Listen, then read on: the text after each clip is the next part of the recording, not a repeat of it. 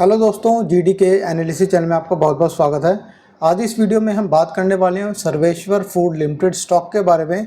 तो इस कंपनी की तरफ से दो न्यूज़ हैं, दोनों को कवर करेंगे और एक इंटरेस्टिंग फैक्ट्स भी है जो काफ़ी ज़्यादा इंपॉर्टेंट है आपके लिए। तो जानेंगे पूरी डिटेल क्या है। तो चलिए स्टार्ट करते हैं आज की वीडियो। अगर आप मेरे चैनल पर फर्स्ट टाइम विजिट कर रहे हैं तो चैनल को सब्सक्राइब कर लेना ताकि आपको मेरी आने वाली सारी इन्फॉर्मेशन मिलती रहे। तो सबसे पहले हम देखेंगे क्लोजिंग। तो सर्वेश्वर फूड लिमिटेड की जो क्लोजिंग निकल के आ रही है ₹10.57, 5% का ये सर्किट बंद हुआ था नीचे की तरफ और 12 सितंबर 2024 की क्लोजिंग है। NSE BSE दोनों जगह से ट्रेड होता है, कोड आप यहाँ से नोट कर लीजिए। यहाँ पर मैं आपको थोड़ा सा और जानकारी देना चाहूँगा। इसकी मार्केट कैपिटल है इस कंपनी की 1035 करोड़ की, 55% की होल्डिंग है प्रमोटर पास, जो एक अच्छा साइन है। बट यहाँ पर जो नेगेटिव यहाँ पर मैं बोलूँगा इस कंपनी के लिए वो ये है कि कंपनी के ऊपर कर्जा थोड़ा ज़्यादा है, क्योंकि 790 करोड़ का कंपनी के पास जो टोटल एसेट है उसके अगेंस्ट में कंपनी के ऊपर जो कर्जा 300 करोड़ का है। तो ये थोड़ा एक नेगेटिव इम्पैक्ट डालता है स्टॉक के ऊपर। अब मैं आपको बताऊंगा आगे इन्फॉर्मेशन और एक इंटरेस्टिंग फैक्ट, और साथ में आपको बताऊंगा शेयर चला क्यों और ये डाउन क्यों आ रहा है, कहाँ तक शेयर नीचे में जा सकता है।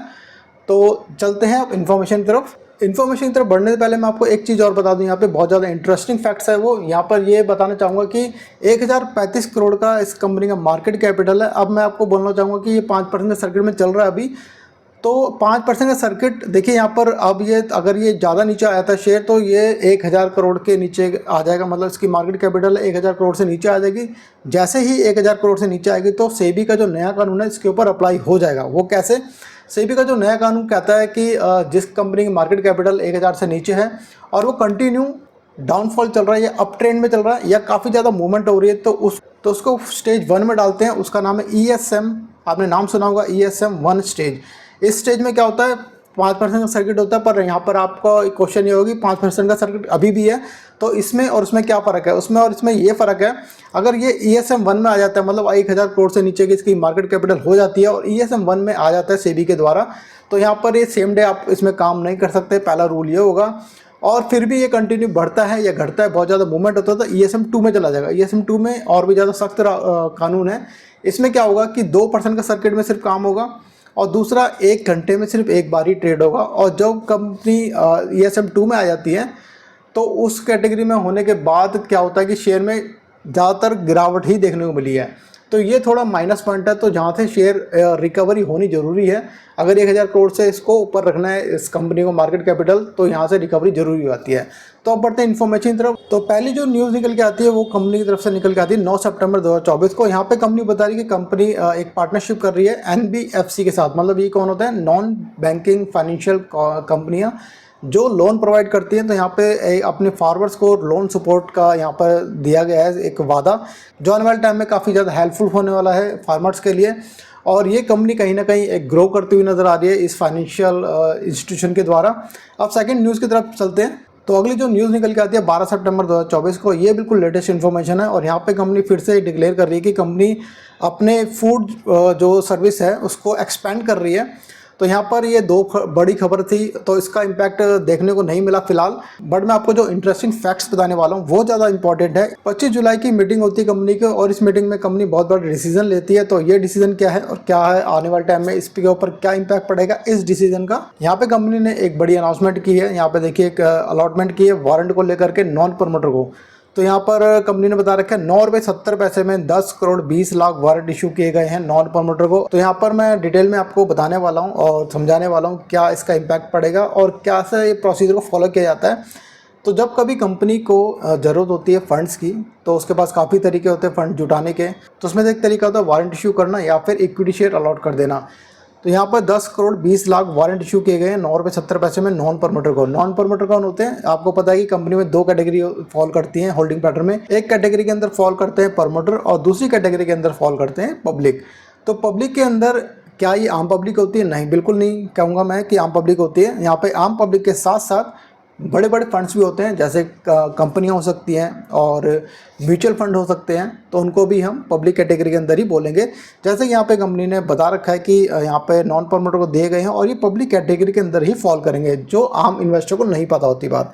तो कुल मिला के बात क्या है कि यहाँ पर 9 रुपये 70 पैसे में इन्वेस्टमेंट की गई है 10 करोड़ 20 लाख वारंट, जो आने वाले टाइम में मतलब 18 महीने के अंदर अंदर इक्विटी में ट्रांसफ़र कर दिए जाएंगे। तो यहाँ पर होता क्या है कि कंपनी जब फंड रेज करती है तो उसमें जब वारंट इशू करती है तो 25% का यहाँ पर कंपनी को मार्जिन मिलता है, मतलब पैसे दिए जाते हैं। तो जो 75% पेमेंट होती है उसके लिए कंपनी 18 महीने का टाइम देती है, जैसे यहाँ पे लिखा हुआ है 18 महीने का टाइम दिया गया है। तो जैसे 18 महीने होंगे उससे पहले पहले ही कंपनी के पास 75% की पेमेंट आ जाएगी, और जैसे कंपनी के पास 100% की पेमेंट आती है तो ये जो वारंट है 10 करोड़ 20 लाख, ये 9 रुपये 70 पैसे में इक्विटी में कन्वर्ट हो जाएंगे। अब क्वेश्चन ये आता है कि ये शेयर में मूवमेंट कब बनेगी। देखिए जैसे जैसे ये कन्वर्ट होते जाएंगे, जैसे जैसे पेमेंट आती जाएगी कंपनी के पास, तो ये धीरे धीरे शेयर में कन्वर्ट हो जाएंगे। तो आपको इतना तो पता चल गया कि 10 करोड़ 20 लाख के जो वारंट है वो कन्वर्ट होंगे इक्विटी के अंदर 9 रुपये 70 पैसे में। तो 9 रुपये 70 पैसे में काफ़ी बड़ी मात्रा में यहाँ पे इन्वेस्टमेंट की गई है। हाल फिलहाल में अब मूवमेंट क्यों बनी ये मैं आपको बताने वाला हूँ। तो यहाँ पे देखिए 9 रुपये के आसपास ये मूवमेंट कर रहा था 8 रुपये 60 पैसे के आसपास, और ये सीधा 12 रुपये के आसपास ये मूवमेंट कर जाता है 2 से 3 दिन के अंदर। इसका रीज़न क्या था, इसकी AGM थी कंपनी की, मतलब एनुअल जनरल मीटिंग हर कंपनी की होती है। 7 तारीख को मीटिंग थी, तो जब 9 तारीख को ये ओपन होता है स्टॉक तो काफ़ी तेज़ी देखने को मिलती है, और 3-4 दिनों में काफ़ी ज़्यादा हलचल देखने को मिली। तो जिसके कारण ये जो ऊपर में आप देख रहे हो कि एकदम से ऊपर चला उसके बाद डाउन आ रहा है कंटिन्यू, तो यही रीज़न है कि ये वहीं सेटल हो जाएगा, यहाँ से ही चलना स्टार्ट हुआ था। तो जब भी कंपनी की AGM होती है तो उसमें शेयर में परफॉर्मेंस देखी जाती है, जैसे कि इस शेयर में देखने को मिली। अब मैं आपको बताने वाला हूँ किस किस को ये अलॉटमेंट की गई है। तो देखिए जो बड़े बड़े इन्वेस्टर हैं, इंडिविजुअल इन्वेस्टर हैं, इन सबका यहाँ पे नाम दे रखा है। तो और ये जो टोटल बनता है 10 करोड़ 20 लाख वारंट। अब इन्होंने क्या कर रखा है, कंपनी को 20-25% की पेमेंट दे रखी है 25 जुलाई 2024 को। जैसे कि यहाँ पे आपको सब शुरुआत में बता दिया था कि 25 जुलाई 2024 को यहाँ पर ये अलॉटमेंट की गई थी। अब इन सबको 18 महीने का टाइम दिया गया है। अब ये मान सकते हैं कि 18 महीने का कंपनी तरफ से मैक्सिमम टाइम दिया गया है, बट ये क्या होता है कि 6 से 7 महीने के अंदर अंदर ही पेमेंट कर दी जाती है। अधिकतर केसों में यही देखा गया है।